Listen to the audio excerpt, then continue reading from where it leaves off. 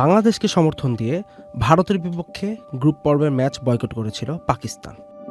PCB আইসিসিকে কারণ হিসেবে জানিয়েছে ফোর্স ম্যাজিওর ধারা কাজে লাগিয়ে তারা এই ম্যাচ খেলবে না।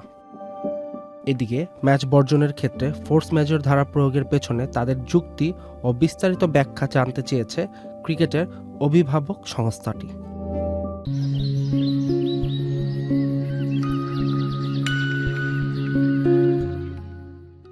পাকিস্তানের যুক্তি, তারা বাংলাদেশকে সমর্থন দিচ্ছে। দেশটির প্রধানমন্ত্রী শাহবাজ শরীফ সাফ নির্দেশনা দেন পাকিস্তান ভারতের বিপক্ষে মাঠে নামবে না, আর এই সরকারি নিষেধাজ্ঞায় পিসিবি দেখাচ্ছে ফোর্স ম্যাজর ধারায়। সহজ কথায়, ফোর্স ম্যাজর হলো এমন কোনো পরিস্থিতি যা যুদ্ধ, ধর্মঘট, দাঙ্গা, অপরাধ, মহামারী বা আকস্মিক আইনি পরিবর্তন এক বা উভয় পক্ষকে চুক্তির অধীনে তাদের বাধ্যবাধকতা পূরণ করতে বাধা দেয়। আইসিসির গঠনতন্ত্রে ফোর্স ম্যাজরের আছে যুদ্ধ, সন্ত্রাসী হামলা, প্রাকৃতিক দুর্যোগ, এমনকি সরকারের নির্দেশনা পালনের বিষয়ও। পাকিস্তানও সরকারের নির্দেশনাকে ফোর্স ম্যাজর হিসেবে দেখিয়েছে।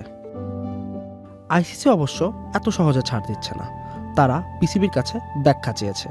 সেই সাথে মনে করিয়ে দিয়েছে ম্যাচ না খেললে বাণিজ্যিক ক্ষতিপূরণ তো দিতেই হবে, এমনকি পিসিবির সদস্যপদ স্থগিত বা বাতিলও হতে পারে।